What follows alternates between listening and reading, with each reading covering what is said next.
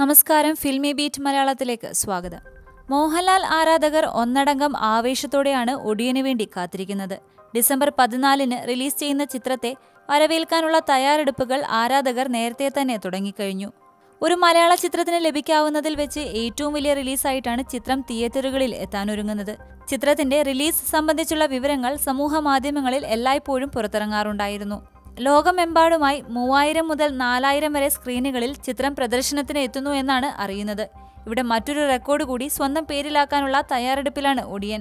മോഹൻലാലിന്റെ തന്നെ big budget ചിത്രം പുലിമുരുകന്റെ റെക്കോർഡ് തകർക്കാനുള്ള തയ്യാറെടുപ്പിലാണ് ഒടിയൻ.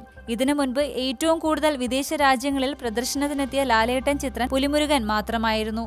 ഈ റെക്കോർഡ് ഒടിയൻ തകർക്കുമെന്നാണ് ഇപ്പോൾ റിപ്പോർട്ടുകൾ വന്നിരിക്കുന്നത്. ചിത്രം Poland, New Zealand, Australia, Japan, Gulf രാജ്യങ്ങൾ, USA, UK, ഇറ്റലി എന്നിവിടങ്ങളിൽ എത്തുമെന്ന് നേരത്തെ റിപ്പോർട്ടുകൾ വന്നിരുന്നു.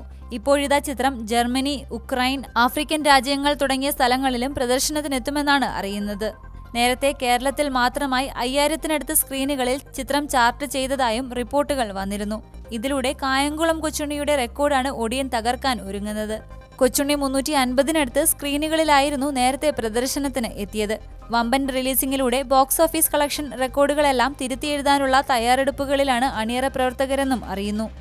ലാലേട്ടന്റെ ഒടിയൻ ഒരു ദൃശ്യവിസ്മയം തന്നെയായിരിക്കും പ്രേക്ഷകർക്ക് സമ്മാനിക്കുക എന്നാണ് അറിയുന്നത്. ചിത്രത്തിന്റേതായി പുറത്തിറങ്ങിയ ട്രെയിലർ വലിയ ആവേശമായിരുന്നു ആരാധകരിൽ ഉണ്ടാക്കിയിരുന്നത്. Entertainment desk, Filmibeat Malayalam.